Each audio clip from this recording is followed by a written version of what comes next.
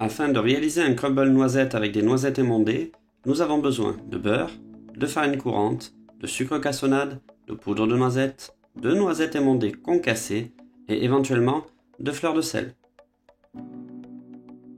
La fleur de sel, présente dans le crumble, n'est pas obligatoire, mais elle va rehausser les saveurs et apporter quelques notes de sel intéressantes. La pâte à crumble est une des pâtes les plus sèches car son hydratation est infime. En effet, elle ne contient que l'humidité présente dans le beurre, c'est-à-dire en définitive très peu.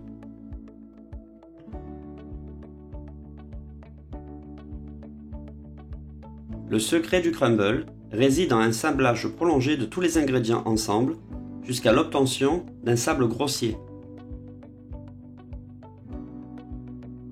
En anglais, to crumble signifie émietter et c'est exactement ce que l'on recherche ici. Pour cette recette, nous avons utilisé du sucre roux, aussi appelé sucre cassonade, mais on aurait très bien pu utiliser du sucre semoule. L'avantage de la cassonade est qu'elle développe une granulométrie plus importante et va donc apporter une certaine mâche intéressante au crumble.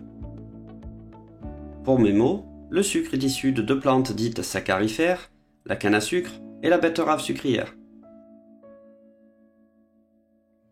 La pâte à crumble peut être utilisée dans de multiples préparations, soit directement sur un lit de fruits cuits, pommes et poires par exemple, soit directement sur un lit de fruits crus, comme les fruits rouges par exemple. Attention toutefois aux fruits crus qui vont relâcher beaucoup d'eau à la cuisson et qui peuvent générer un crumble beaucoup plus mou. Le crumble peut être également cuit seul, directement sur plaque, et on le conservera après refroidissement dans une boîte hermétique ou en sac sous vide.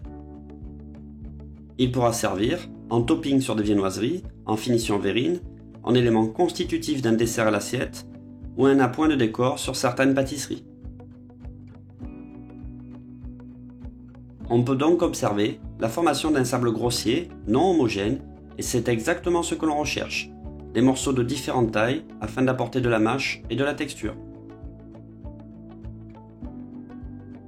La présence de noisettes émondées va renforcer considérablement le parfum du crumble en conférant une saveur noisette incomparable.